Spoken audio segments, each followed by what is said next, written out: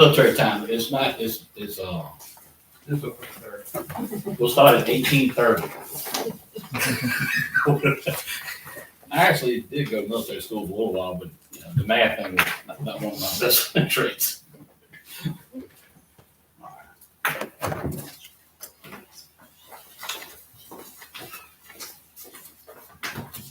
Thanks, Andrew, for setting everything up. I appreciate it. All right, that's it. All right, so I'm calling this work session in order, and I welcome everybody. And just kind of give you a kind of heads up, it's very relaxed. This is an educational moment for all of us, and the only way you can learn anything is be relaxed. So we're gonna have some the group to talk about soul a little bit in a few minutes, and then we'll get to the next presentation. So, and of course, everybody's welcome to stay to the next presentation because, like I say, it's all about education. Let's do the invocation, please. Let's go to the Father. Lord, again, we thank you for this time that we come together. Lord, I just got the news about that young girl over in Lunenburg County that got hurt on that four-wheel and died. And what a tragedy that family. I think it was the Lax family. We lift them up to you. When a husband dies, the woman's a widow, and the vice versa, a widower. But we don't even have a name when a child dies. It's so bad. And Father, so we lift that family up to you. Now as we just come together and we just ask you to give us a heart of understanding and have good communication. And we bless those who are here today as well. Through Jesus Christ we pray. Amen. Amen. All right, let's go give pledge allegiance, please. I pledge allegiance to the flag of the United States of America and to the republic for which it stands, one nation, under God, indivisible, with liberty and justice for all.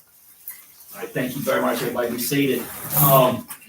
We've been very fortunate. I got a chance to meet Mike Mason. I'm saying that right, Mike? Okay. Yep. And his wife as well. She's a little more direct than Mike is, but if you don't mind telling you that. But he gave a great presentation at the Solar Town Hall meeting. He said, I really would like the board to be able to see his presentation and at least hear some of the things that has troubled that community over in that area. So I'm gonna give Mike the floor, and you can introduce people if you want to, Mike. If you know with your group, we kind of know everybody out there anyway. Okay. I'm going to approve it. Oh, sorry, Mike. I'll entertain a motion. Thank you, Mr. Roy. I'm making a motion to approve the agenda. Get a second. All right. Any further discussion? Hearing none. All in favor, signify by saying aye. Aye. All opposed, same sign. Thank you, Mr. Roy. I appreciate that. I get fired up about soul. This does something to me. All right. Thank you, Mike. And you stand well. You feel comfortable. All right. No, I really just felt like it was important that you guys that were not able to come to the town hall get to see what we did, because it seemed to have been quite well received. Right. So I've got a handout for you three. I had already given this out to the others, and we'll talk about this. Yeah, I guess the ones that won't out, I should say, Yeah. Miss Simmons was not there, Mr. Bond, as well as Ms. Shelton was not there. And Mike, if you don't mind, talk a little bit about I guess we're gonna talk about the land, but it was I guess a solar facility. I won't call it a farm. Was getting to go up on how many acres was it? What the plan was, they were gonna put something. How many acres was the Dickinson Creek. Dickinson Creek, yeah, 700 and some Right, okay. on a 2,300 acre site. Okay, 700 acres of that. Right, that's 2,300 acres that belongs to Cherry Tree Timber. Okay. Company that eventually comes out of England. If you trace it all the way up, it actually belongs to the Church of England. So like the money don't And so come. there are several companies underneath actually it's called the Commission of Churches for England. And there's several companies underneath that. Eventually it trickles down to Cherry Tree Timber. Cherry Tree Timber has a headquarters in Delaware. And they've got land like this all over the country doing just this. So it's not somebody in Nottoway, it's not somebody even in America benefits, legal benefits of this thing. Right. So I'll just start off by thanking you a lot for letting us do this. I had put together what I presented at the town hall, and I have embellished it a little, not embellished, but added to it a bit. And hopefully when we leave here, I'll just cut to the chase. You will understand that this particular area is probably the worst area in all of Nottoway County that you could possibly put this. I know it's late to the game, but as I was putting this together, I was thinking to myself, what a blessing it is that it has taken this long. Yeah. Because there's so many things that we have now, tools that we have now that we didn't have before.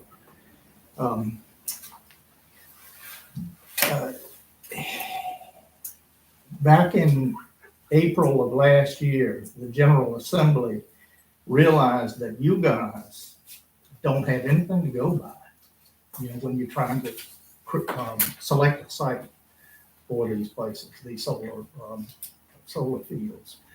And so they passed back in April House Bill 894. In Section 3 of House Bill 894, they tasked the Virginia Cooperative Extension and the Virginia Tech College of Natural Resources to put together a mapping system for your benefits, yours and planning commissions all over the state. And this mapping tool, and I will quote, is to bring together GIS information related to prime farm and forest land, land conservation, brownfields, transmission lines, and other topics to support land use planning and decision making at the local level. And the stakes are very high here. But now you have the data upon which to make a sound site selection through what's called the Valen system. And that's the Virginia Land and Energy Navigator. This is it's a system that has layers, that the GIS information was already available. This allows you to layer upon layer upon layer all types of information that will help you to make these decisions. And I'll show you some of these in just a second. But to lend credence to this and legitimacy to this Valen thing, this wasn't some fly-by-night operation that was put together. This was created using a work group that consisted of Appalachian Power, Virginia Cooperative Extension, Virginia Department of Energy, Hampton Roads Planning District Commission, Virginia Department of Conservation and Recreation, Natural Resources Conservation Service, Virginia Tech GIS Center, Virginia Department of Forestry, Virginia Tech School of Plant and Environmental Sciences, Virginia Farm Bureau Federation, Virginia Department of Environmental Quality, the DEQ, Virginia Association of Counties. Of note, Dominion Energy. Dominion Energy actually funded this whole project. Now, they will ultimately end up with any kind of solar that you may or may not put in, but they actually funded this thing. The Virginia Rural Center, Virginia Department of Wildlife Resources, Old Dominion Electric Cooperative, the American Farmland Trust, Virginia, Maryland, and Delaware Association of Electric Cooperatives, and the Virginia Department of Agriculture and Consumer Services. So, pretty respectable list of some folks that are fairly trustworthy.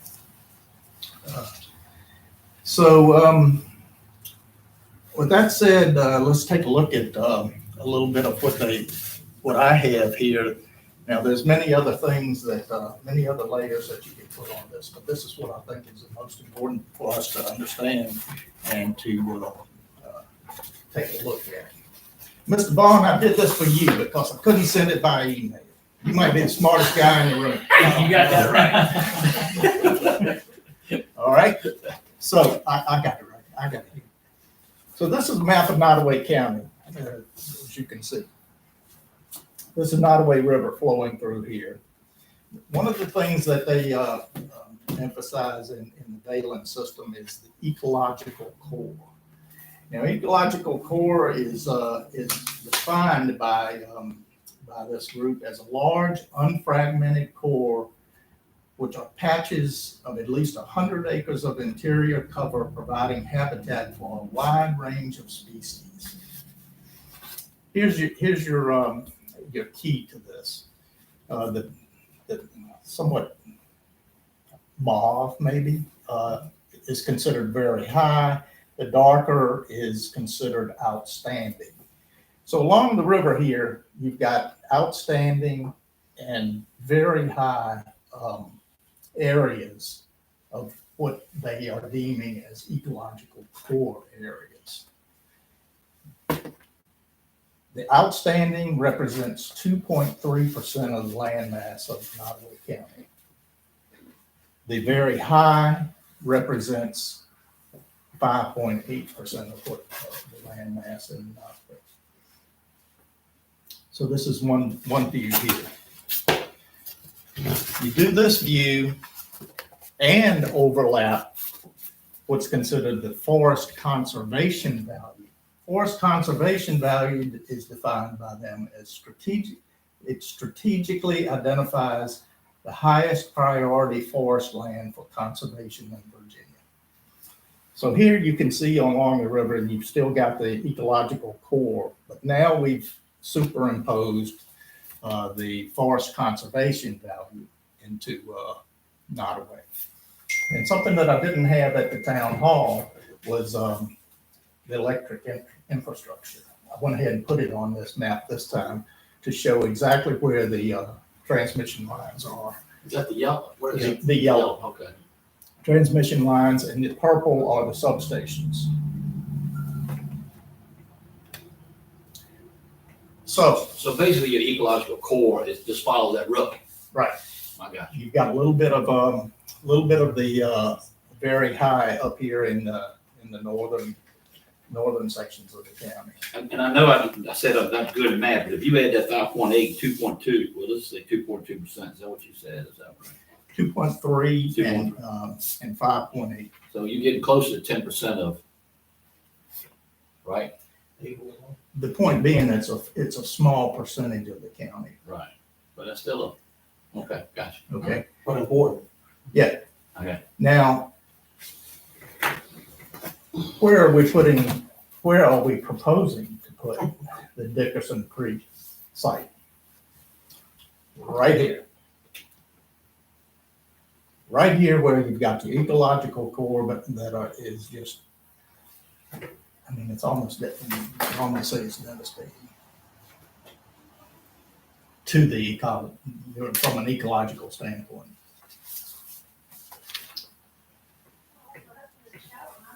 It's right in this area here.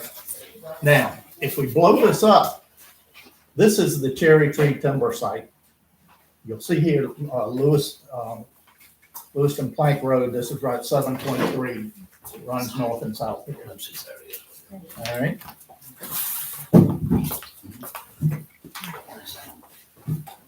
The river is here. And you can see that there was, now, we would get some pushback from Solar Rescue on this right now, because this has been cleared here. This was, at the time that they put the Dayland site together, this was beautiful forest land. They cleared it. They've now put pines back into it. Are they required to, I'm just asking, when you clear that much land, are you required in the state of Virginia to replant? No, I don't think you are. I mean, these guys. Yeah, you got to either replant or you need seed trees.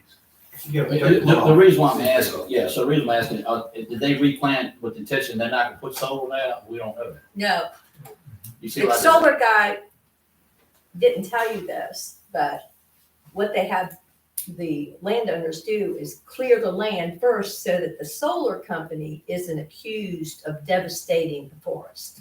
Okay. It puts the blame on the The forest. landowner, because they said, well, they got all the money out of it and they forested already, and that's not our fault. That's what they do it for. All right. Now, we'll talk about this a little bit later, but this is Hamilton Pond right here. Mr. Hamilton. Okay. Looking more like a lake. It is a lake. So we'll talk about that a little bit more later.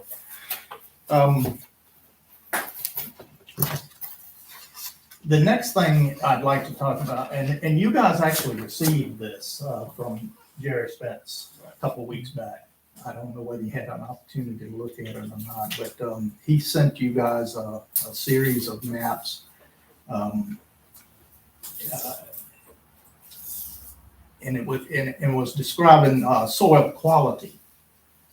And he also had a link in there to an article by Whitney Pipkin, and it was called "Protecting the Water While Harvesting Sunshine." And I would highly encourage you to read that. He goes into a lot of information about exactly how devastating it is to the soil when they go in there to do the construction. It compacts the subsoil, the clay that is underneath, and it does it in such a fashion that there was a quote in that article that said that the drainage characteristics of the soil will never be the same, ever, no matter what they do after they decommission these things. So yeah, I would highly encourage you to take a look at that.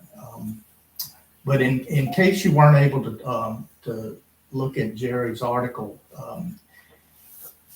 I can summarize what he said, and that is that there's a thing called K factor that in soil science is an important indicator of soil erodibility. And it's made up of the physical and chemical characteristics of the soil. Simply put, the higher the K value, the more you can expect rain to send silt downstream.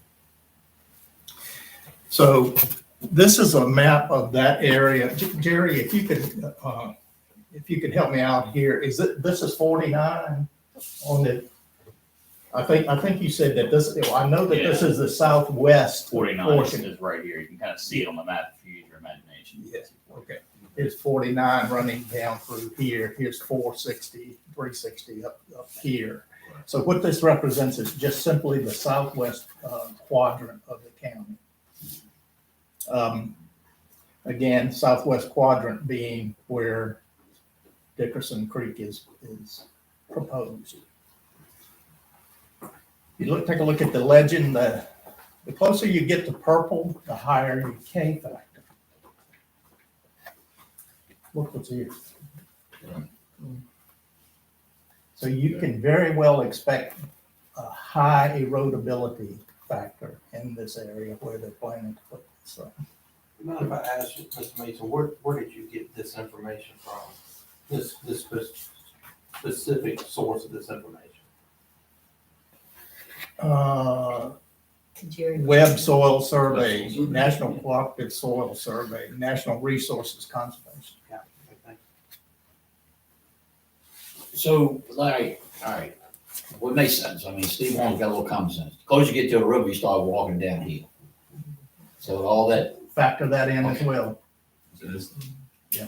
Can I speak? Or? Sure. Yeah. Just want to say that the Carolina Slate Belt is a geologic deposit, or a rock that comes up into Nottoway in that one spot and stops at the Burkeville Pluton. And just by the nature of that soil, it has a lot more silt in it. Silt is the most erodible texture in soil. Okay. So that's the dominant soil through Lindbergh down into Chase City. Is the same soil that's there. Yeah, that's what I was going to say next is that This is the very same soil that they built the grasshopper and the bluestone solar facilities on in Mecklenburg. And they've had all that trouble.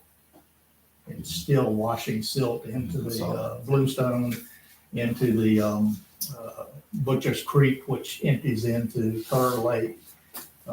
It's just a disaster. They're not fixing it, do I understand? As far as I know, no. They get fined, they don't fix it, they get fined. Yeah. That's all they do.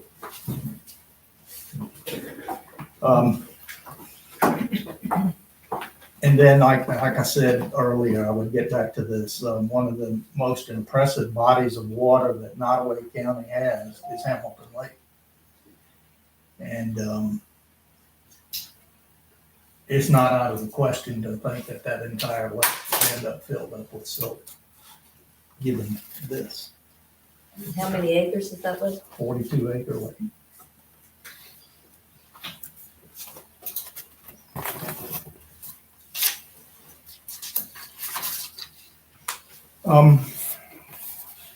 The other thing that I pointed out in the town hall meeting was the Solonesco proposed site itself.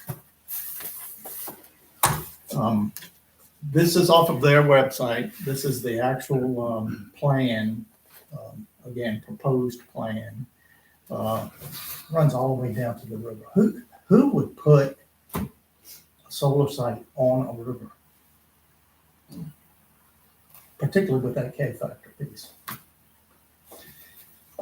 You can see that it, for whatever reason, it doesn't come all the way down through here. Well, that's because this is Mr. Hamilton's property. Mr. Hamilton's paid taxes for 68 years through hunting leases, fishing fees. And now he's gonna have a fence all the way around his property. And maybe a filled up lake. Furthermore, if you take a look here, you will see that right here is where Solonesco proposes a substation. Here's their proposed battery storage facility. Here is a plantation pipeline that carries diesel, gasoline, and jet fuel. So what kind of fire can you imagine if something went wrong right there at that substation?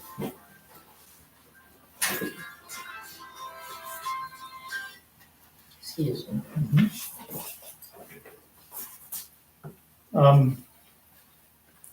Something to think about. Pipeline run, is that one underneath the? Runs right directly underneath right there. Yeah.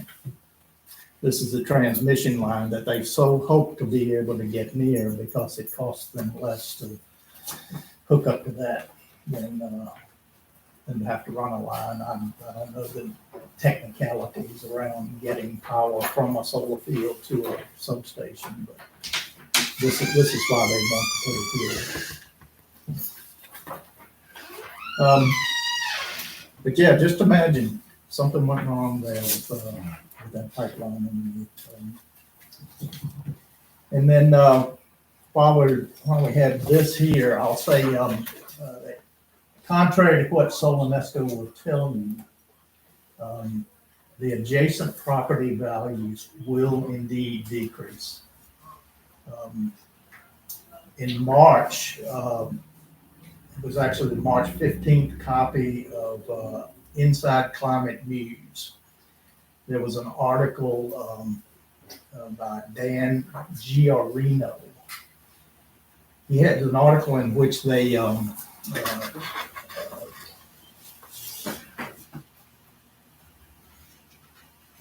which 1.8 million homes were home sales in 6 states were evaluated for property value reduction compared to similar homes in surrounding area in the same state. The closest state to us is North Carolina that was studied. And North Carolina experienced a 5.8% reduction. Well, I almost have to assume that, given that it's an hour away, why would it be any different for us? It's in Brent.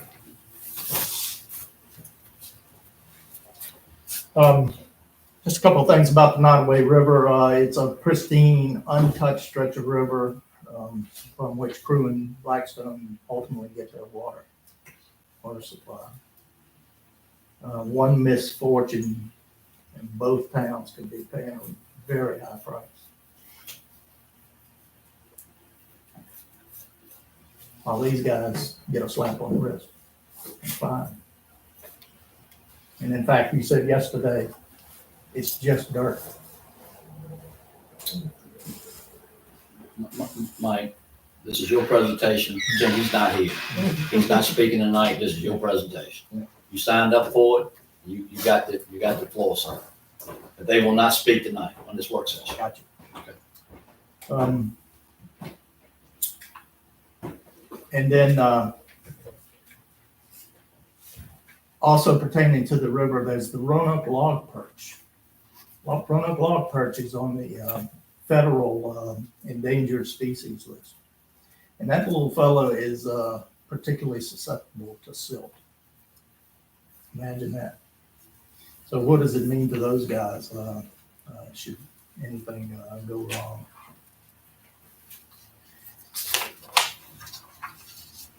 So going forward, I'd ask that you please take these tools into account. You know, they were designed for you guys to be able to make sound decisions as to where these things should go. Take very serious consideration into utilizing them. Give me the website. Y'all need the website for that? It's on the handout. Okay. I'd be very surprised if Solonesto has taken them into account, to be honest with you. It's going to take the adults in the room, you guys, to make these decisions. So I think we really need to get this comprehensive plan in place.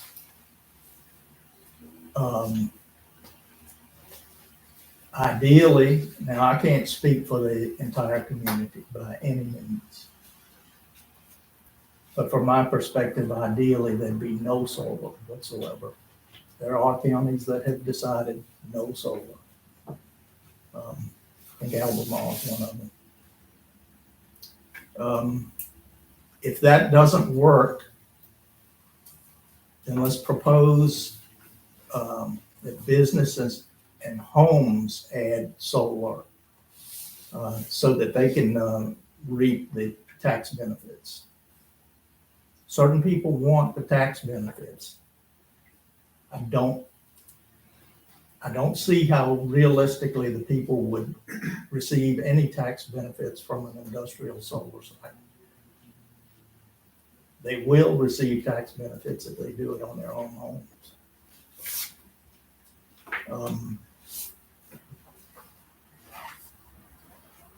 If that doesn't work, adopt a version of the Rockingham County ordinance. They've given it a lot of thought, and I'm sure you guys have it, but I've got a copy of their ordinance here. I mean, they have really and truly thought of everything. It's only one piece that I have seen in other ordinances that I did not see in theirs that I would encourage you to do. And that is to charge whoever puts in a solar facility for your time and any administrative time that's put into solar.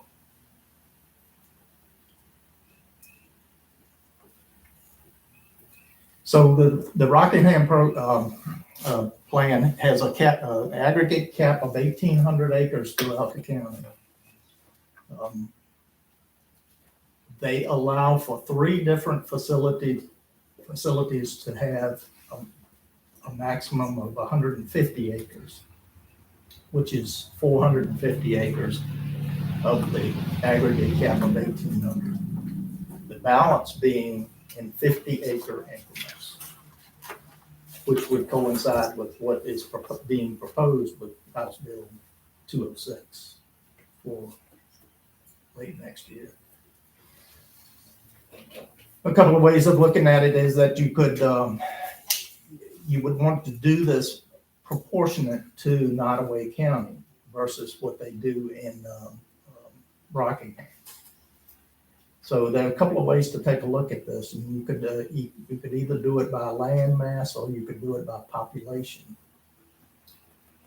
Nottoway County has got about 18% of the population of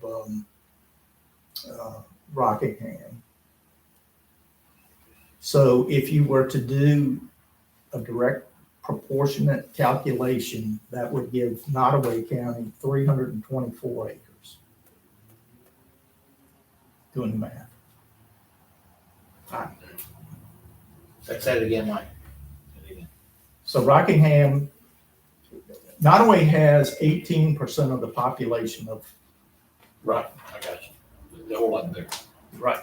Okay. So 18% of their 1,800 acres would give Okay, I us, see what you did. would give us 324 acres as an aggregate cap.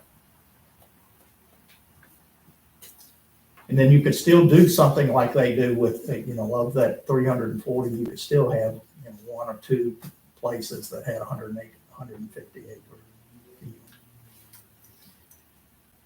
If you did it by area, by square mileage,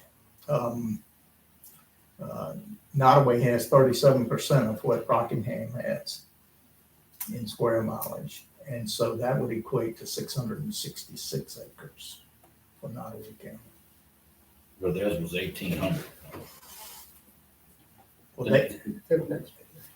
No, they allowed 1,800. they allowed 1,800 acres. They came up, I think I read this, they came up with that formula, I'll make sure I'm right on this, but they came up with that is they figured out how much acreage it would take to power Rockingham County citizens. Right. Is that right, Dad? Is that right? Yes, Okay. And that's where they come up with 18. The panel's so big, it takes up so many acres. So that's where they came with 1,800. And so that's why you need to either calculate it as land mass or equate it to that population for Nottoway. So they look like they're allowing three big facilities. Right, 150 acres each, Okay. And then the others are just 50 at the 50. max. 50 max. All right, so let's say, how does that thing covered? Let's say I own, let's make easy math. I own 200 acres. And I go through a terrible divorce. And my wife gets half of it. I can put 50 acres on my 100 and she can put 50 acres on her 100. I'd have to go back through the ordinance Well, and how see they if had there it was set a daisy chain clause. Because that's putting, on the original plot, it was put, you, in the original plot, you're getting more. You see what I'm saying? If I owned the first one, I had 200, max I could put it with 50. You're looking to spread it out amongst as many people as possible to, spread the wealth. Yeah. Instead of concentrating it into one So family. more landowners have an opportunity. Yes. And not the big landowners getting everything. But you John, still, that's kind of like tobacco lot. Man, but you still gotta be with only ones that are eligible or within a mile of the transmission line too. It's not the whole county. can we want to come down to conclusion? I'm almost done. Okay. So I slowed you up on that one, that's what I thought. these are the possibilities. Again, I can't speak for everyone. Everyone's got their own opinions and everyone's entitled to their opinions, but that's where I'm coming from. We've got from zero solar down to these possibilities that mimic Rockingham County. And Rockingham County has thoroughly put this thing together. I mean, it's quite impressive. Well, the Secretary of Agriculture and Forestry, that we met the other day about the upholstery farmers, he's from Rockingham. And he did, I said, I know Billy Geiger up there, he's a board of supervisors, and he was a VACO president one time, been a great mentor, you know what I'm talking about, Billy. Anyway, he said that they put a pretty good package, because this guy, he's a big landowner, the Secretary of Forestry and Agriculture is a big landowner as well, and a poultry farm, so that was an interesting conversation. No, that's what we're here for. And Mr. Mason, I'm interested in your perceptions and things. I was reading about the South Boston. They recently, I think just in the last week, approved a site. And they put into effect a number of criteria as well. And some of the questions you've already answered, but could I ask your perception as to whether any of this would make a difference to you or what you think about it? First of all, do you feel there are any areas of the county that are well suited to solar? I know you prefer not, but are there any areas that you think are better suited? Ms. Chapman, I really didn't look at I would have to look at the other maps that Right. Jerry provided to us. This I was particularly just not well focused suited. on Yeah. why this is probably the worst place we could put it. Right. There are other places we could put it, I'm sure, but. Some of the criteria they put in place are interesting.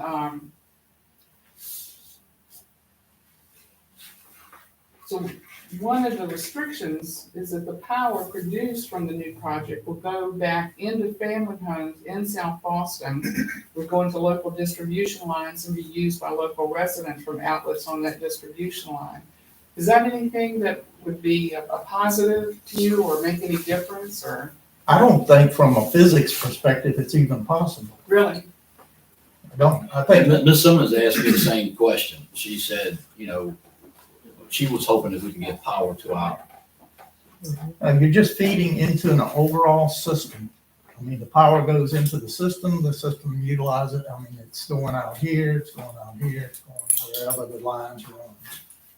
Yeah, that's something that I did agree with you. If it would be helpful, I could explain, maybe, if that's okay. I don't I need don't know, to. I that's don't, but wait a minute, hold up. I think there's I'm trying to just be friendly, but I don't, Yeah.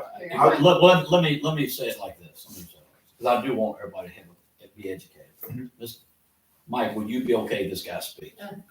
Just to the point about the Just community solar, it's a specific type of program. Yeah. Virginia Shared Solar Right, Program, I right. think is, and I've never heard of it before, and it's designed to direct solar energy to lower income qualified families. And so South Boston was saying that 40% of the subscribers to their solar project had to be lower income families, and they anticipated that they'd recognize about a 10% savings per year.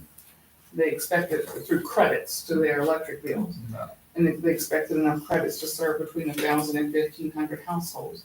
And I'm really just interested, is that an aspect of this that is meaningful at all to you, or is it something? I don't think that we had a person speak to us who was promised rebate, if you want to call it Right. a rebate. It was, I think he said it was $18 a year. They're not meaningful. Not No, meaningful. not at all. Not meaningful. And do you mind if I'm Not seriously at just all. interested in your perception about it, and I promise not to take long. No, that's all right, they look like they're happy over there right now. And I don't know if the ordinance we're looking at would require solar developers to put into place promises and protections that would hold the company accountable for any road damage or other damage during the construction Now- process. Now, see, our current draft comprehensive plan already covers It that. does. Okay. There's a lot in the comprehensive plan that is Okay. solid. I mean, it's already ready to go. And then the assertion that the water retention ponds that would fill with rain and release water over a 24 to 48 hour period, this is post-construction, would mean that there would be less storm water leaving a site than what currently occurs. Is that anything you think is a legitimate assertion? It's probably held up, yes, more than it is right now. But the best thing that you can do is leave trees on the property. Right. Trees do more filtering than anything. I just thought they had some interesting restrictions in their ordinance, and you know, if we ever get to it, or if we need to add anything or Okay. amend anything, might be something to consider. But thank you for letting me bring that up to you. But foremost, if you have to vote in favor of any industrial solar, craft an ordinance that gets it out of that Dickerson Creek area. I mean, it's easier said than done, but it's just an environmental disaster waiting to happen. You said want to say something, John? Yeah, all right. In our position, we gotta look at everything as far as, consider everything from economic development to the impacts of the water, how, you know, what's best for our citizens with the lack of economic development. With all that being said, number one, I think you guys know that I've always stated prime forest, prime land, hell no. I mean, bottom line, the Rockingham ordinance, I'm glad y'all mentioned that, and building the administrative cost. You guys may remember too, I mentioned about acreage maximum, no more than 3% of Nottoway County. That's only 3% inside of the 1 mile that's within the barrier, the transmission line.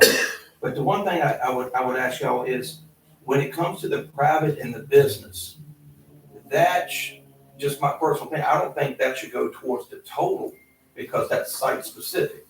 You know, like if it's a farm comes up, in other words, if it's 3% of the acreage, you know, there's already a house here or there's a business here. If they use solar, then that doesn't count towards the acreage or stuff. I mean, you follow me what I'm saying? Okay, so then, and when we met with Secretary Laura, one of the things I thought may entice would be site-specific solar if they wanted to power one of these facilities. Site-specific, if they decided they wanted to add that to. But here again, we're talking about a business. Only a business, site-specific, okay? And that, you bring another interesting point. We got the reassessment going on right now. Right. I would like to see, to his point, I think it's a good point. We've heard reassessments going in other counties anywhere from 30 to 40+%.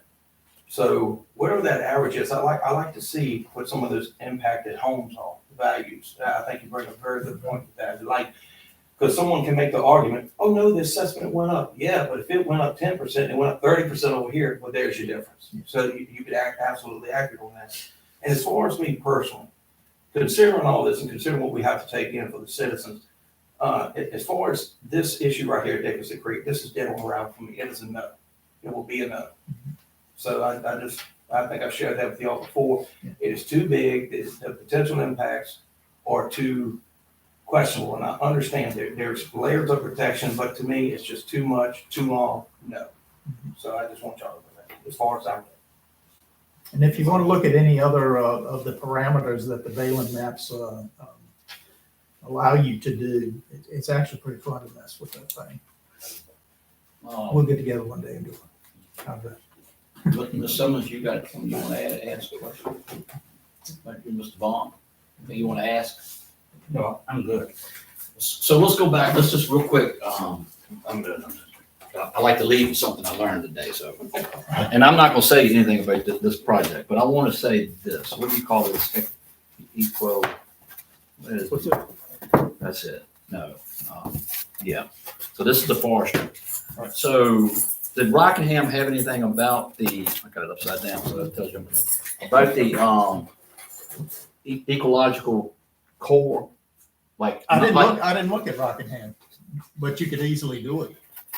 I mean, this is a blown up version of the entire state. You can look at any county you'd like. Okay. You can go on that website, you can do it. Just go on that Balin website. My point of it is, you made a point of it. So this is a major waterway. Mhm. And it's also the core of our ecological. Okay. So, Right. and that's your point where I was saying that was the worst place to put it. Yeah. Okay. But let's pretend I'm that landowner. Where's this? Let's pretend I own that 2,400 acres, not the guy from England, the church. Yeah. Okay. Where could I put 150 You're not gonna tell me where this spot is, because you're against it, aren't you? But what I'm getting at is, if we write an ordinance, I gotta know how to write it, you know what I'm saying? Because we all gonna be, it's not really us that's gonna enjoy it, it's the next generation we're talking about here. Yeah. And I don't want somebody, if we're gonna do an ordinance, we need to do it right, so, because people got ways to go around the law. Yeah. You see what I'm saying? Well, I think my answer to that is the same that I gave Ms. Shackleton, and that is that I was focused on the Dickerson Creek Yeah, you were, that's right, Site. that's right. You know, I wasn't really focused we- on where we should put it. Okay. But Now, I that's- got- But there are tools available to determine that now, you know, that was my point in the beginning, you know, is that it's a blessing that we waited this long, because now you do have the tools. But you do feel like some part of our comp plan is okay right now? Absolutely. Okay. We got, that was good to hear. Well, we Okay. had that conversation, I think we cannot continue on, because We need to adopt that thing. we got people that can call any time that want to do business with Nottoway County, and our comp plan's not done. Yeah. We need them people to be able to grab that comp plan, whether solar's included in it or added to it some other time in some form, shape, or form. We have got to get Gotta that get done. that out. I say absolutely based on solar. Yeah, I know, it's all the issues in that. Right, comp plan. I get right. it. Now, you know, tweak here, tweak there. It's a fluid document. Well, it's right, it's a living document, so you ought to be tweaking it every day, Mm. you know, and then adopt it again. You know, it's just what it is. Yeah, because, you know, all throughout the comp plan, it talks about, you know, stresses the ecology of, Right. and protecting our resources. The river is our resource, it gives us water. Okay. Yeah. Thank you for your time. Absolutely. I hope you didn't feel like I was rude to you. No, I totally understand. Thank you, right. And here's a lot I like people love As a Nottoway County. grown-up log person. Okay, gotcha. Grows 6 inches long. Yep. And let me say this too, Mr. Hamilton, you got a beautiful place like that. I'm gonna tell you that. And we're thankful that you've been part of our county for many, many years. So I appreciate that. And it's okay if you move back here. You know that, don't you? Well, I would have been moved back a long time ago if I hadn't had a heart attack myself. Oh, okay. So And you know, my father had a heart attack on, October the 3rd, 1954. Right. I had one on October the 3rd, 1993. Right. Gotcha. What's the chance on that happening? Yeah. Thank you, Mike. Thank you, and thank you guys. It was very much fun. All of your commitment, your time, you know.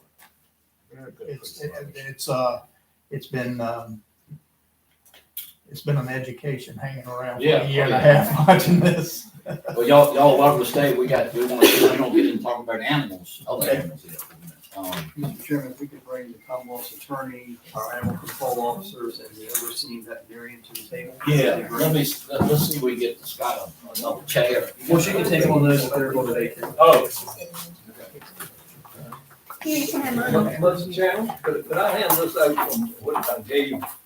Oh, yeah, because you gave it to us, they didn't get it to them, did they? Right. No, they were done. Yes. I wanted to give it tonight, but I don't think you got time. No, I no. Let me, I want to be sure everybody. I got another one. There was such a point of agricultural farm. Keep those together. And it's the one with the big clip. Keep the big clip together.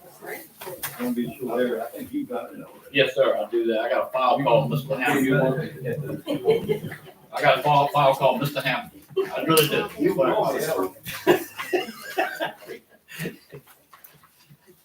All right, Mr. Chairman. Yes. I want to apologize to everybody for jumping up and out and going out. I think you let the milk out of it. We have a water crisis across the complex, and we have people that work there 24 hours a day, and we're having to try to fix it with the clock. So I apologize for having to do anything out. Thank you for telling me that. Sometimes the perception is we're not interested in what you're saying, but we are. We really are. All right, so let's get this moving on. So, Mr. Costa, I'm gonna kind of, all right, how do we wanna unpack this animal control operation? Well, Mr. Chairman, yeah, as you said, this was kind of a relaxed, informal, and I just thought it would be appropriate to, if the animal control officers or the Commonwealth's attorney or Dr. Carr had any opening comments that they wanted to make, and then just basically have a dialogue of questions and answers. Right, I got you. Let's introduce, because everybody knows Dr. Carr, not everybody, you know, I don't go to her as a doctor. I'm a guy here. Sheila asked us, I cannot, Destiny. Destiny, I was getting across, because of course, you know, I Commonwealth attorney, Leanne. So, all right, well, so let's talk about, who's gonna kick this thing off?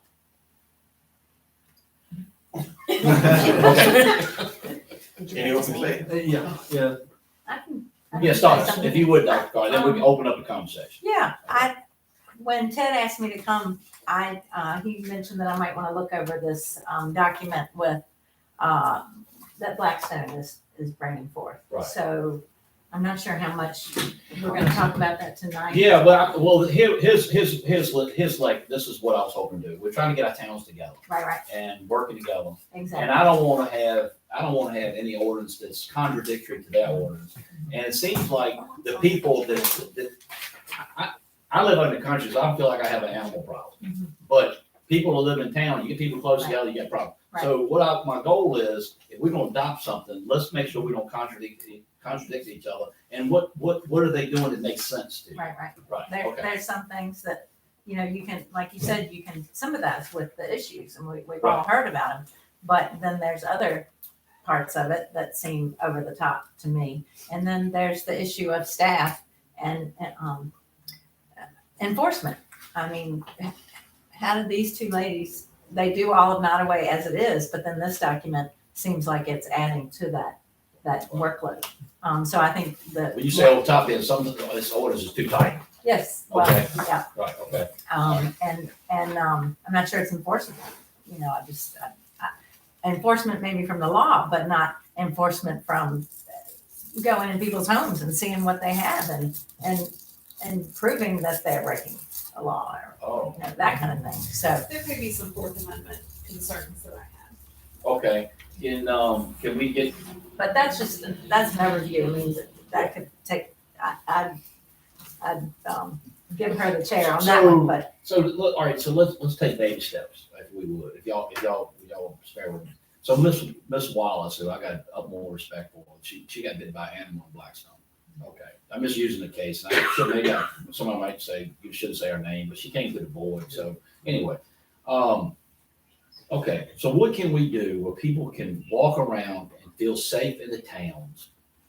And I told somebody, I don't want to get into hunting dogs. I don't want to go that far and that deep right now.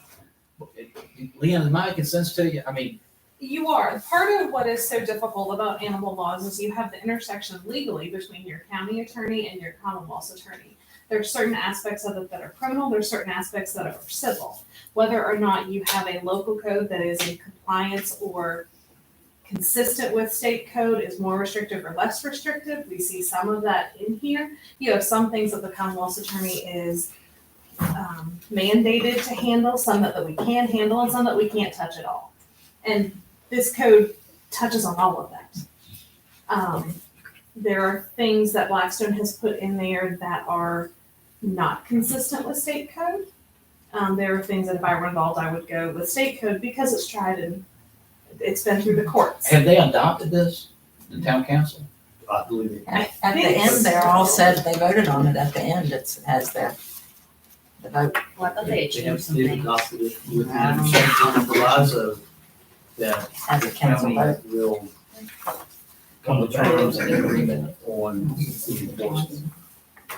See on the back of the sheet. It is back there. Yeah. Okay. Now I'm catching up with everybody. So can you show me an example? This got a little bit ridiculous. I mean, let's don't use the word ridiculous. What's a good word? People adopt this thing. Over the top. You're better at that. The limit of 4 animals and the grandfather clause of 2005 are the animal, What page are we on? I didn't highlight mine, I'm so sorry, I should. Let's see. There's a lot of Page definitions. 6. Um, Number of dogs. For a while. Yeah, Now, number see, 10, I number would- page 6 I is, it shall be four. unlawful for any person to keep more than 4 dogs over 4 months of age, Page 6. or 4 cats over 4 months of age. And we no limit people that have animals in. Crew just did Monday night. They go on to But my problem with that is people, I mean, we're talking about animal shelter here, and people may have more than 4 dogs or 4 cats, and we're asking them to get rid of them. I mean, what? Yeah, I mean, what are people yeah, gonna do? so Sheila, I'm just gonna use first name basically. So we get a complaint, they got 5 dogs. What is she gonna do? Eeny, meeny, miny, moe, and pick which dog is going to? Right. Okay. She's not, I can tell you, they're not gonna do it. Well, yeah, I believe people be hitting them with a broom. I mean, this has been in place, hasn't it, in Blackstone? Well, now we're talking about enforcing it, and they've changed the code and the ordinance, it's being replaced and whatever, so, you're gonna be the enforcer, what are you gonna do? Mr. How Chairman, are you You gonna do don't it? enforce town code. I'm not a county employee, I don't enforce town code. Well, this is, I don't know about how to do that. All right, well, so, John, you got something to say? all right, as far as when you got animals, when they're talking about being grandfathered, if you got 10 animals and you register your animals and registration is enforced, you got this dog, this name, this is the description. If you go back and they got 11 dogs, they catch a charge. If you go back and they got 8 dogs and there's still 8 that was originally registered, until those dogs dwindle down, until they get to the 4 limit. Now, if you go back and say they've got 6 dogs, but one of them's new, and they're still over the limit, they've added a dog. You follow what I'm saying? Yeah, yeah. As long as you register and track the registration and make these people purchase the tags as they dwindle down, those will be the ones that are grandfathered in. Right, and once you get like to the limit of 5, you can't add like a 5th and 6th, or 6th and Right. 7th. Because other ones It got. says dog 4 months of age, you gotta read that. In any combination of dog, not just say, so, but you can't, but it says any combination of dogs and cat, we don't have cat tags, do we? I know, Right, and right. something I think Nottoway did it years and years and years ago, they said that cats were free ranging animals, and that's just not true. Cats are domestic animals, they do not fall under like the Department of Wildlife. Because like I talked to Mike Fees, and I asked him, is there any process that the Department of Game would be willing to extend the courtesy to define an animal as a free ranging or sick or disabled animal or something like that, where your wildlife nuisance animal commercial applicators can go in there and dispatch those animals or trap those animals and take them off the street if they're sick and stuff like that. Right. They will not touch it. Those cats are gonna remain domesticated animals. We have to enforce cat laws. We have to. And I guess it goes back to, and maybe I gave a bad example, the eeny, meeny, miny, moe. The responsible person is gonna do the responsible thing. That's right. It's the people who's irresponsible. All right, all right, so. Now, who's to determine who's responsible and who's? I knew that was coming from the guy, the wise man over there. I mean, to me, and I understand their difficulty is gonna be having people be honest and come by their tags and say exactly how many animals they got. Well, there is a fail-safe with that if they get a rabies shot. Right. Now, Yes, report, if once that's they find out that there's that fail-safe, if they don't already know it, they won't get a rabies shot. If they don't get a rabies shot, they could get rabies. And that would be a human health. Well, one thing I had talked to some of the representatives in Blackstone, and I go back to the hunters again, like they buy kennel tags, and they're not gonna put that on the dog. They're gonna hang it up on the dog pen or somewhere close by. And that's fine. But what some of the towns wanna do, if you got a tag, they want that tag on that animal. Would that help with enforcement? It would help with placing them with the proper owner and getting them back home, but then you get to go in and count. If they let you in. Yeah, they don't have to let you in. All right, amen. So that's why I'm the irresponsible guy, and she comes in and she goes, I'm gonna count your animals. I can say, you can count outside all you want, but you ain't coming up to my house. Exactly. They have a code provision that says otherwise. However, the Fourth Amendment of the U.S. Constitution would disagree with that. Is that what you and I was talking about the search warrants? I don't recall that. But So they've really taken it, They do put I should give them credit, they do put a line at the end of that saying, this, is not in conflict, only to the extent that it's not in conflict with, including the Fourth Amendment, but our animal control officer is not gonna go in the house without a search warrant or consent. Or Or a- an emergent situation, or the state vet, or, there are a lot of exceptions. However, Let me, you want to say something? So, and I'm probably behind on this. The whole situation here is Blackstone's adopted this, are they expecting the county to enforce it? That's what, is that what What you're are hearing? we talking about? Well, They don't have an animal control officer, do they? their intent would be to designate an animal control officer who would then have access to the county's animal shelter. And that's where we start to get into a little bit of an issue, because once that animal comes into our animal shelter, it's our animal. And they can say, oh, no, it's a town dog, it's a town whatever. No, because we're the licensed authority to run that animal shelter, so it becomes our animal. Now, if that animal's brought in, and I'm just going to give you, the nightmare scenarios, and the paperwork's not right, or the paperwork's not left, and the state vet is there the next morning when Sheila and Destiny walk in and says, I want to check your paperwork, we get the ding. Not the town, we get the ding. We get the fine. So The animal that's just, should have that's just one example of so many things that could go wrong. The stupid question, what does this ordinance have to do with any of that? What do we care about the Because- If you read through, sorry, Lynn, if you read through the whole feeling of the ordinance, indicates to me that they want their own dog warden and they want to use our facility. That's the whole bent, I believe. And sorry, Steve. No, sorry. Your opening remarks were teamwork and cooperation, and it's one big county. How to accomplish that? That's the problem. I mean, Blackstone is in Nottoway. Right. So they need, but they're setting up their own ordinance that, why can't we have another dog warden for the county? Blackstone's small in consideration. I don't know that they could employ, that they have a full-time workers work in Blackstone. I just can't believe it. But anyway, that's the problem. That's the They whole had problem. one once before.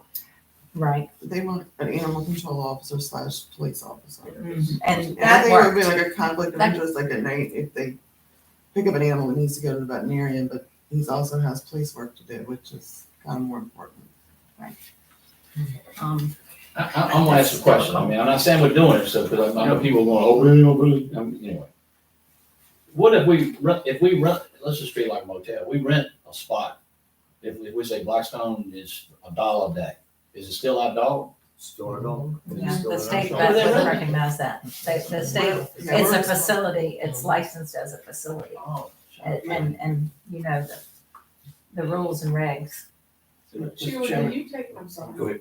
Do you take calls now in the town?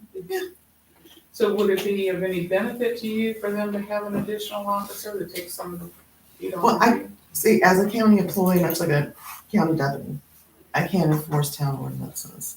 So they would have to have their own, or their police officers would need to enforce them. I've just provided a piece of paper to Supervisor Shuffleton, and it kind of does, it's that side by side, yes, no, in the town and the county. I think the board's had this before, but it's been ages. But you can see what it is that the towns, what services the animal control officers do now for all the towns. The big rubble in this comes with the towns have ordinances about dogs running at large, where that's not an issue in the county.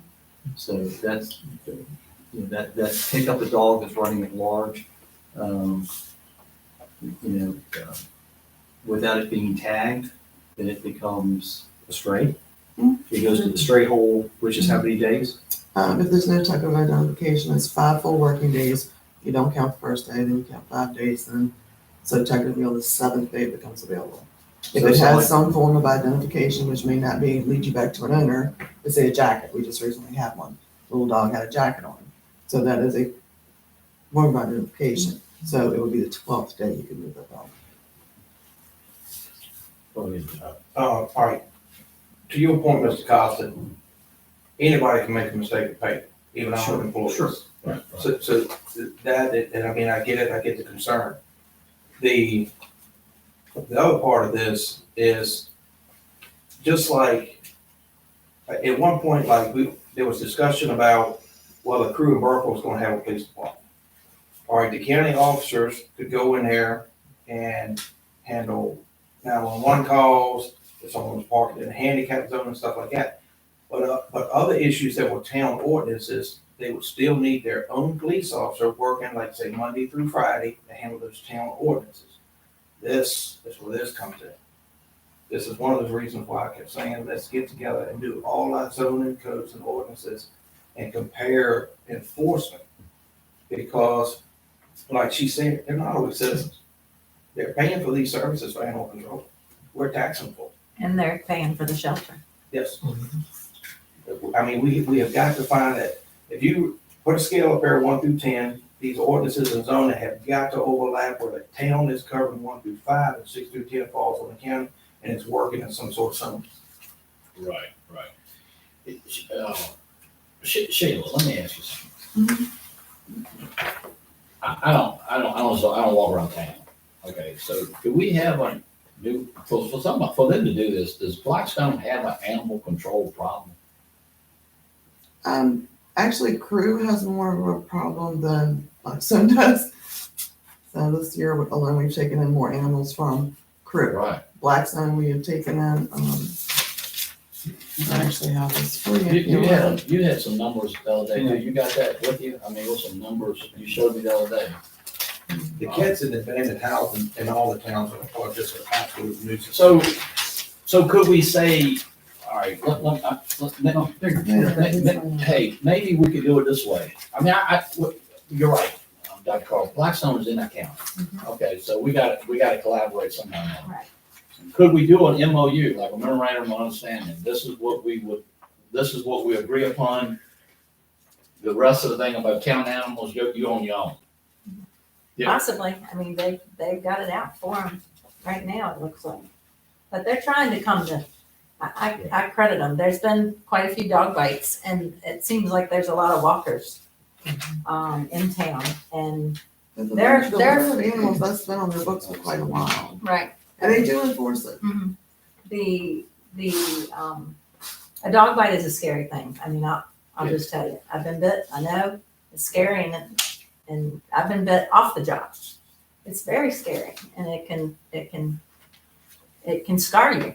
And when you're just trying to be out walking in the pretty weather, and you're afraid a dog's going to run out at you, and the dog is behaving normally to protect their land sometimes. I mean, Yeah. I've been to John's house. I know dogs, and it was a good thing. But when a big dog runs up to you, it's scary, and it's a responsible versus irresponsible thing. It's hard. The numbers in it that they were asking. To your point about the walkers, though, it's getting warm, there's more walkers, but we also know, just going out campaigning right now, there's a lot of people carrying guns. It's a matter of time for somebody shoots a dog in Yes. town right now. I'm Yes. telling you, that's fixing to happen. I've heard Which talk of that. that's getting to be wild west. And then where's the bullet ricochet to? And then there's inflammatory newspaper articles. I mean, it just goes and goes and goes and goes. It's just, and people think they need to be more scared than they are, but you can't control that. And I agree. Somebody's gonna shoot a dog that's a pet Oh, yeah. that was in his yard. Yeah. I always feel like a person who's in fear will shoot you quick and somebody angry. Exactly. So what do y'all think about all right, so we got a long ways to go. So what do you think about short term? Look, I mean, I think Blackstone is doing what they feel is right. And Crew maybe, they think about doing the same thing. They had crew gushing down this the other night, and one of the things was a limit on the number of animals. So that was- I helped write Cruise, just to let you know. So I'm familiar with Cruise. Okay, I was so on council when we put all that together. are they doing something similar like that too? We don't have the money, Crew doesn't have the money to hire an animal control officer, and we want to be able to defer more to county than we presently feel we can. But we've also had an issue, we've had an issue in Crew with dog bites, pit bulls specifically. Even a pit bull rushed through, broke a plate glass window and went after somebody. And Crew has been very disappointed because, I'm being told, Leanne, that you will not prosecute, a bite unless dog's bitten twice. That's what I've been told. And I'm sorry, but I have a real issue with that, and so did the town of Crew. I guess state code. It's state has to bite I twice. think that's. I don't believe so. But let's speak stop on that.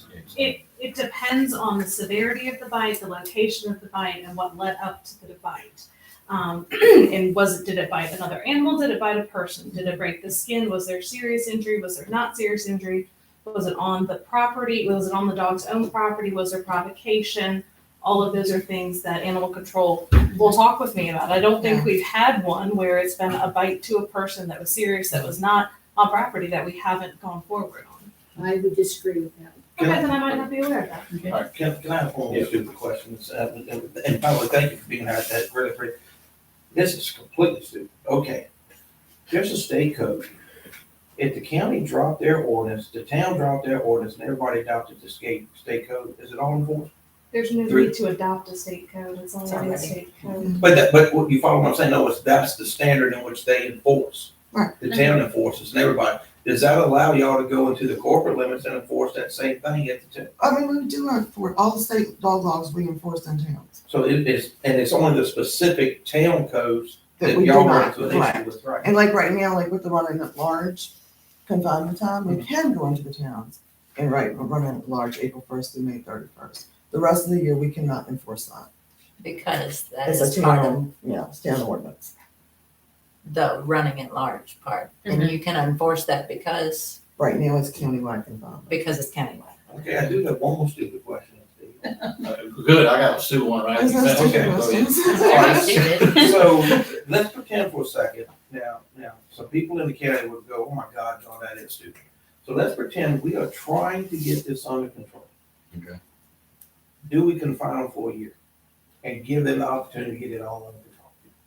You mean, instead of having a 2-month confined period on, what do we do? It's 2 months. 2 months. You're talking about doing for a whole year. Doing it for a year. See if that helps them. Whoa. Because Oh, what I'm saying, let's think about the health safety. Well, I'm talking about the health safety. People will come out the woods. But when they're scared and taking guns and getting ready to shoot somebody, and a bullet might go somewhere. And I understand what you're saying, but that's not gonna stop the people that are responsible, unfortunately. I said it was a stupid idea. No, it's a stupid idea. Okay, And I mean, really, there's people out there breaking laws every day. They don't, Right. you know. So, and I guess this would be aggravating if I lived in town closer. It says, no person shall own, keep, have in possession, or harbor any dog which is by frequent or habitual howling, yelping, or barking. Does that happen sometimes? Do y'all get animals to keep barking? How do they get it? No, that is done like where the town office or the crew has that, and they have to go out and sit whatever length of time. And say, speak to your dog, make him stop barking? I mean, No, they have to listen to it, like, if I complain about my neighbor's dog, and, it has to be like, I don't know what it is, Sue, maybe I'll speak to that, like a 10-minute straight period that the I dog believe barks I believe constantly. that's what it was, Yeah. yeah. But that would be an enforcement by our local Correct, officers, correct. not by you. Right. However, dog bites are different when we get into the dog bite situation. well, so that, I think I'm going back to the MOU. See, I can't see them going out, this like, it's too much. there's so much they but- couldn't Could handle. be either one. But, okay, so if we did have an MOU and then the dog is ours, what's the concern now once the animal gets ours? Like, if the accident left the paperwork or something like that, or something that's in the report. Or if it came in diseased or injured and didn't get a vet visit, that obviously maybe should have gotten, then that There's your- falls back on There's us. your MOU. There's your MOU that they are required to do this or the dog's not accepted. Well, it couldn't get a cage if every line wasn't dotted and every T wasn't crossed. And then it would need a transfer to the county. I mean, possibly a paper work transfer. I would think the state vet could help in that regard with how. But then you're also opening the facility with another animals, I mean, they would have a key and bring it, there wouldn't be another person there possibly when they drop the dog off. I think that's the example. Well, I think, that's one of the considerations is, because what the town wants is 24-hour access, just like we have Right, 24-hour right. access.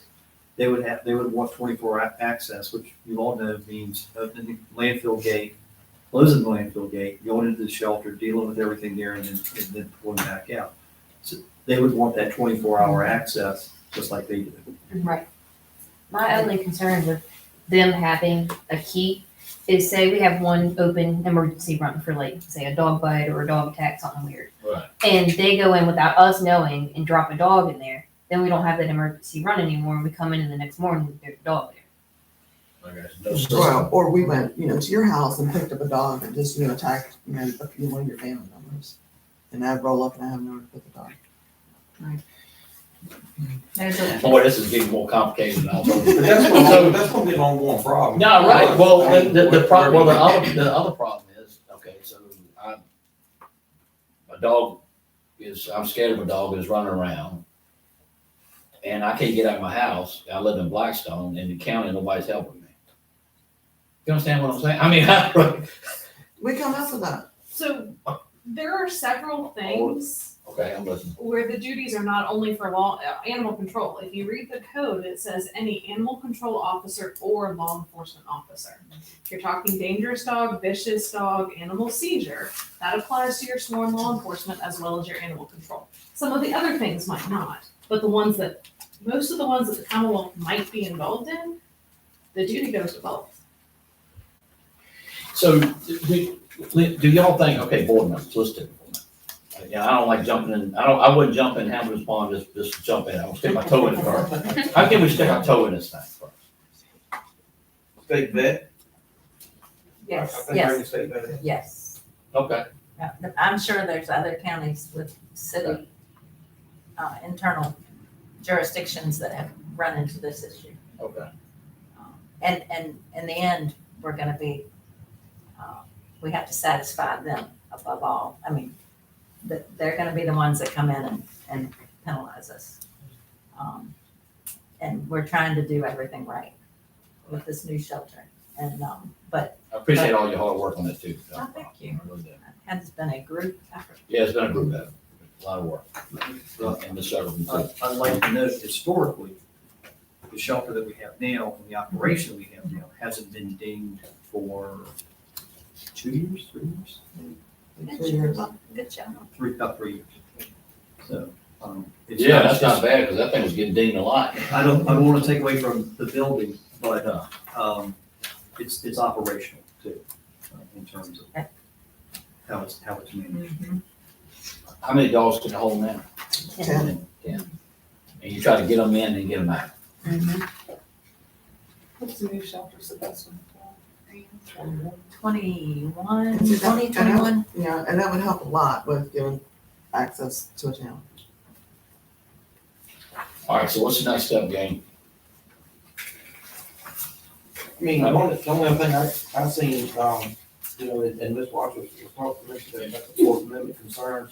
If you want to get the state vet, I'd like to make sure that we clear up any of her concerns for prosecution, as we start going through, and expecting additional enforcement moving forward. And one of the only other things, and I had a conversation with the sheriff about this too, was do we consider putting down patrol on the sheriff's department? And he said he'd be willing to do that. And they would be sworn officers. So there'll be two, they work for the sheriff. They work for the sheriff, they're sworn deputies, just like the resource officers, and they would be trained to do animal control.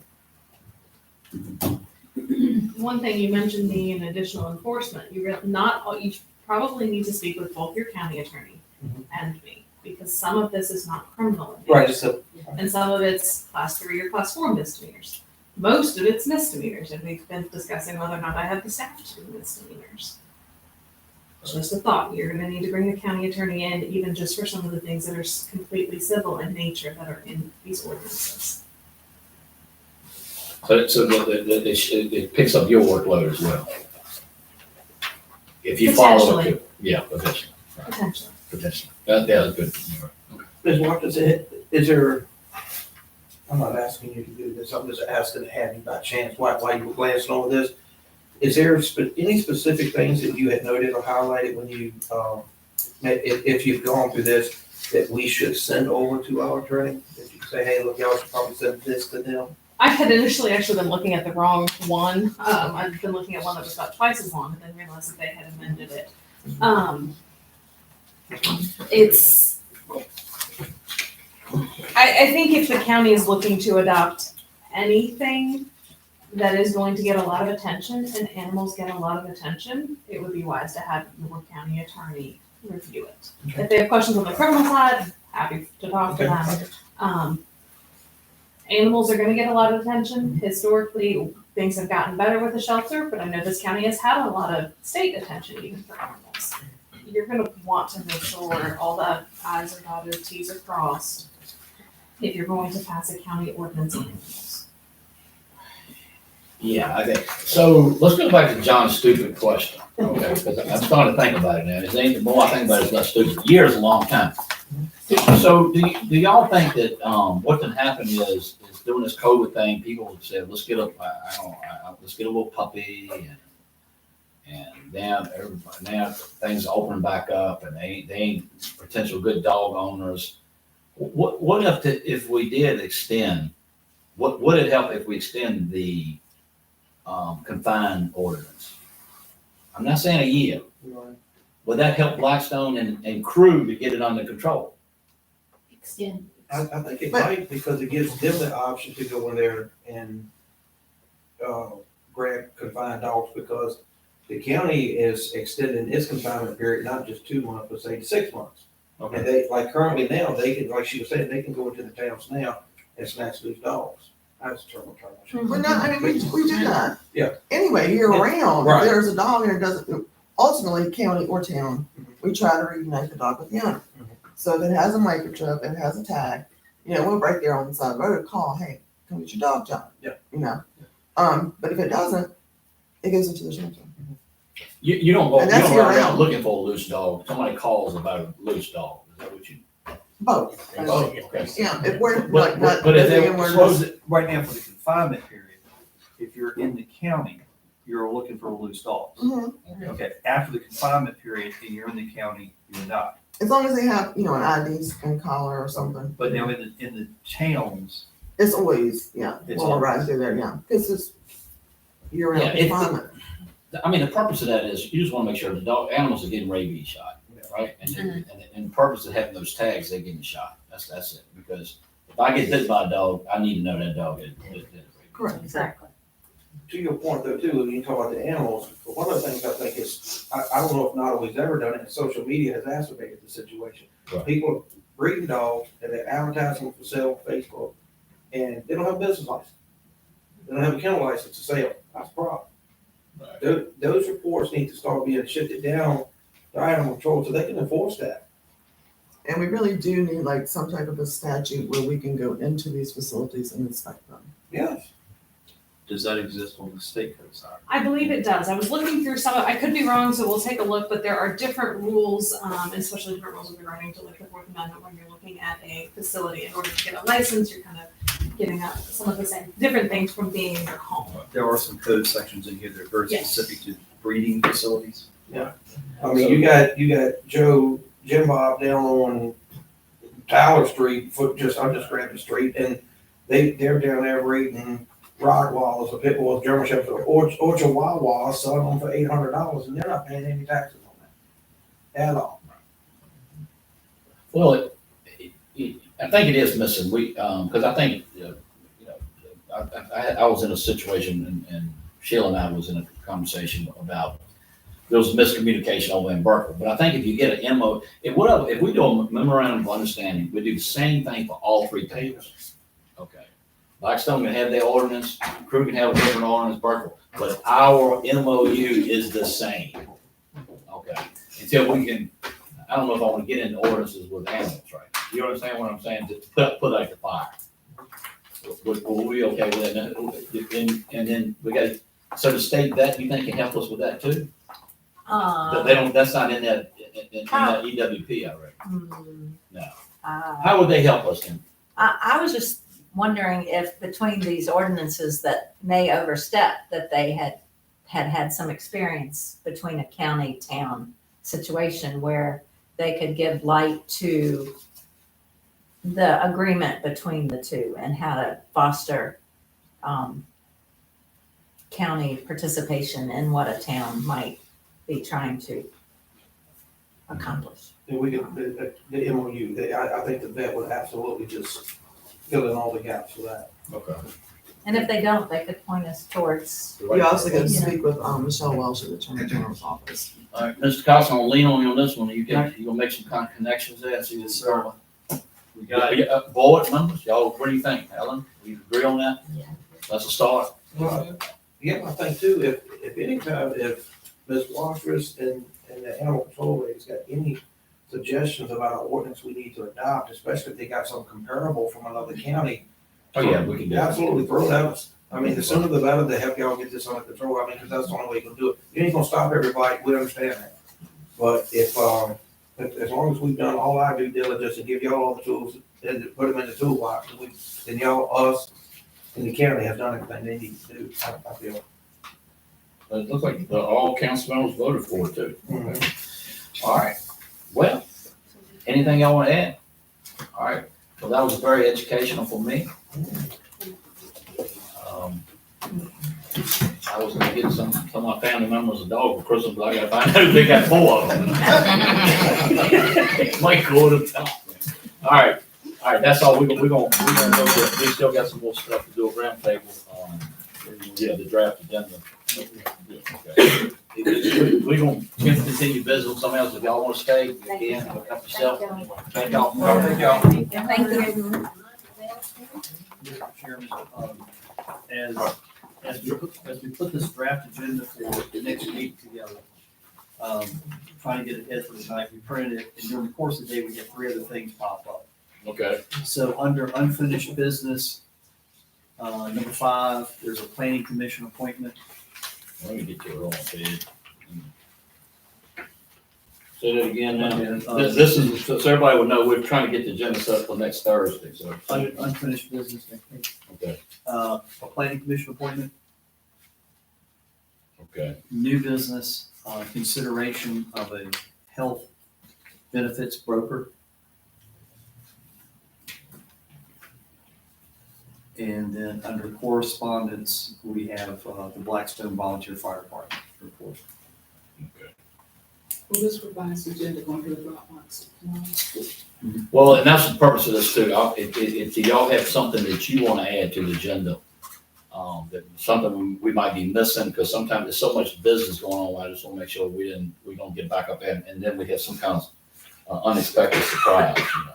What did you say in the new business? Because New business is this is one item. It's the health benefits broker. I got you. You see that Chris Phillips coming tomorrow? Next week. Next week. Yes, ma'am. Yes, ma'am. And I spoke with him today. He was out of the office today. He got hurt playing baseball, but he's hopefully going to get us the final set of plans tomorrow.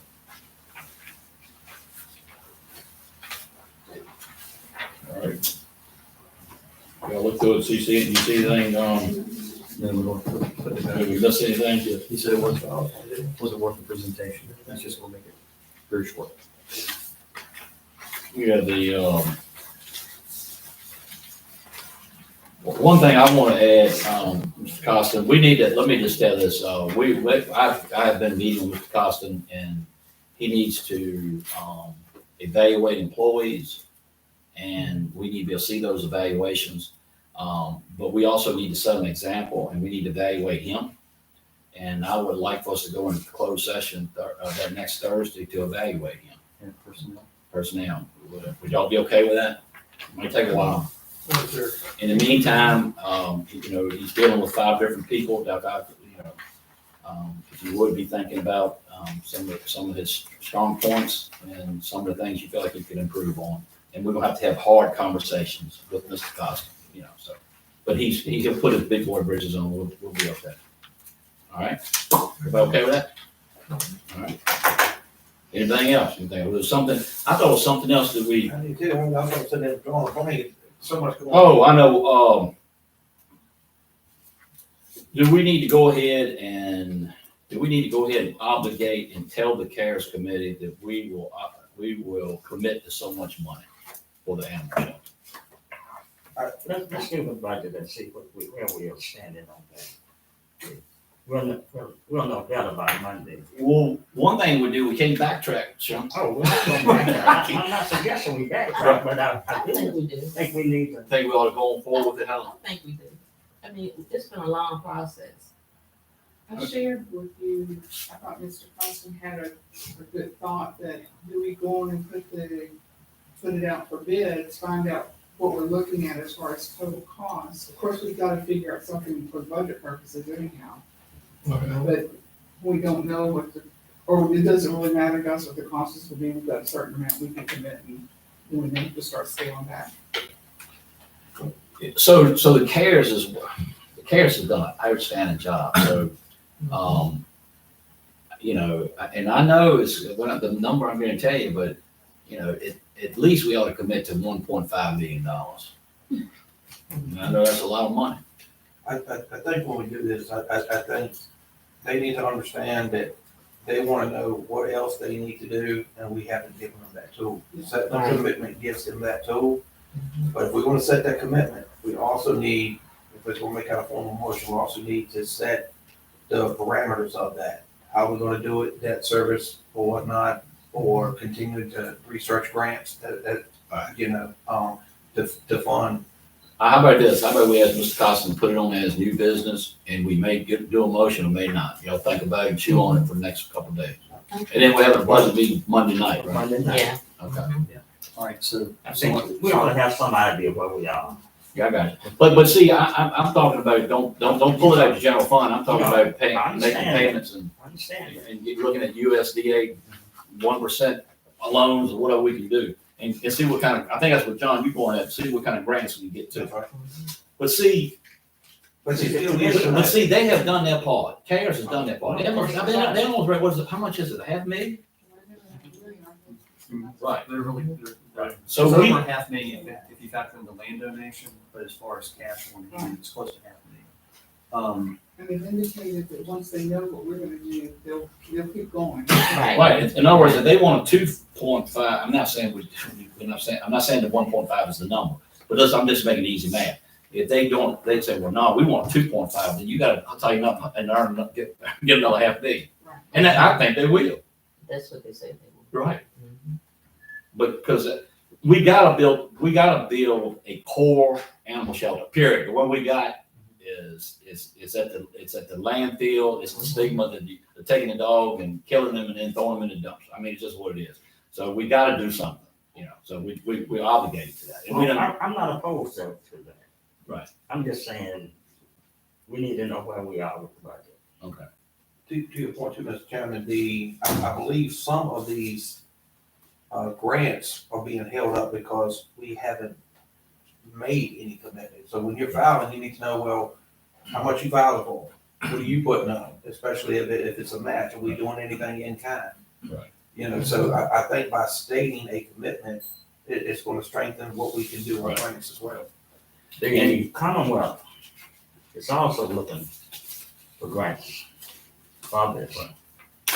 Well, and then like I said, before now, I gave Ted a hard time. We got to put our big boy britches on because you're gonna have some to say, well, you ain't spend that much on the kids, or you didn't spend that much on whatever. But we gotta. The state code requires us to have animal control, and we got to do something. So anyway, it is what it is. So put it on the agenda, and we'll see which one comes out with the gate with the motion.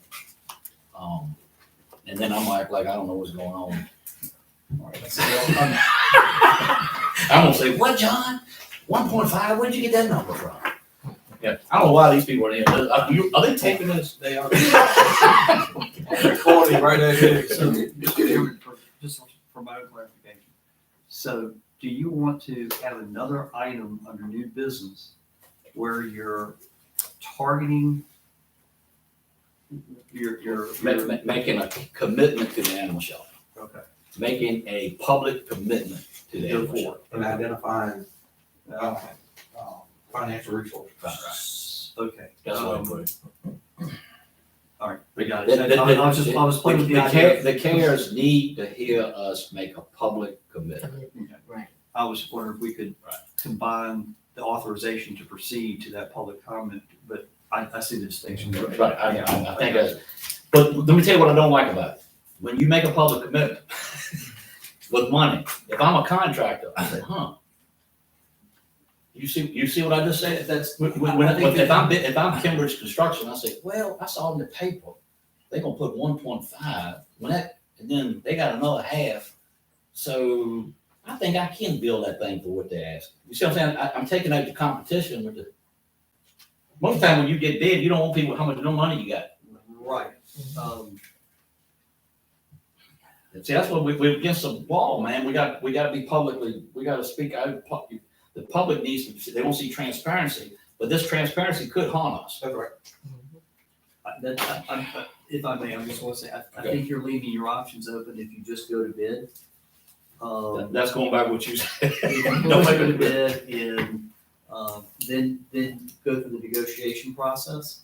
But I think if you put out there, let me just say, and I'll use the round numbers. Okay. 1.5, and CARES is going to do 2, and companies will look at it and say, there's just no way, we gotta go 2.1 or 2.2, and they don't bid. And now you're kind of making your pool a little smaller. Okay. I'll back up and punt. Let's put it to bid. With that, but I think that sends a good signal that you are moving forward with the project. Okay, so make the public say that we're putting it for bid. I mean, let them know we make a motion. Okay. All right, I like it too. The commitment is getting the bids. There you go, right. Stop talking about money. That's right. Yeah, we just think, we're talking about money because what we think it's gonna cost. Because now, for the record, we had not said anything about how much we were gonna commit. You just. I just said I was gonna let them know. Just go ahead. And I heard somebody, looking at the thing. I think I heard somebody like, yeah, I'm gonna throw up. She did.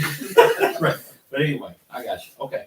Okay, let's round table. Any more discussion? I'm good. Lynn, Mr. Vaughn, Simmons, anything staff wanna say? Just, All right. we're gonna be working on water tomorrow. Entertain a motion to adjourn. So moved. Could I say something about the Blackstone dogs? Because I was one of the people, I don't know if this is appropriate, I was one of the people who pushed to have something done. All right, hold on a minute. I got a motion to adjourn. I got a second.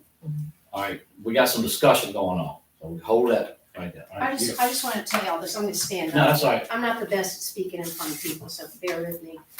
I live on Brunswick Avenue, my name's Tyler Scott, and I've been here about 4 or 5 years. And 2 or 3 years ago, I noticed a problem in Blackstone with the dogs. I have a Norfolk Terrier who weighs 12 to 14 pounds.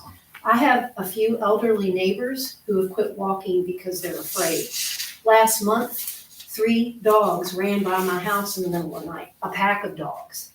I've been followed home by an aggressive dog about 3 times, and it is no fun to walk as quickly as you can with your 12-pound terrier when you're being followed by a pit bull. My neighbor on College Avenue, her dog was attacked by my neighbor's Rottweiler. Her dog 2 years ago was killed by a pit bull. We don't feel safe. It is a problem. We're not overreacting. So what people are telling people like me in Blackstone is we just need to get a gun and walk. And I'm like, I'm sorry. I resent that. I can't even go on a walk in broad daylight with feeling unsafe. So y'all may find it an overreaction, but we do have a problem with loose, aggressive dogs. And I'm sorry. It's really kind of scary. Well, no, I hope we didn't come across that. No, way. no, it's Maybe okay. But no, but we do have to follow the state code, and I heard Oh, that yeah. today. But, no, we want to help in any way we I mean, can. to have elderly people who Oh, yeah. quit walking, that's not right. That's a quality of life thing. Right. And it is irresponsible owners. And let's say it was real, let's say something that's really real. The same thing is probably is happening in the country, but you don't hear the shot in the country. You understand what I'm saying? Right. That dog ain't gonna keep wandering around the soda. And how about the lady? But you're in town, you Yeah. can't, you don't have that privilege. No. And how about the lady you mentioned who wasn't attacked once? she was attacked Well, twice. That 80-year-old, she was attacked twice Okay, by a neighbor's pit bull. I mean, the that, name I mentioned today? yeah, Okay. she spoke in public. Yeah. And Blackstone now knows their luck is about to, run out. Somebody's gonna get really hurt or worse, or a kid attacked on a bike. We got a problem. Thank you. Thank you for John. listening. All right, so I got a month, no second, and then I spoke too much. Thank you, John, for knocking me in the head. All in favor, signify by saying aye. Aye. Well, Thank y'all. Thank y'all for coming tonight. Yeah. Thank you.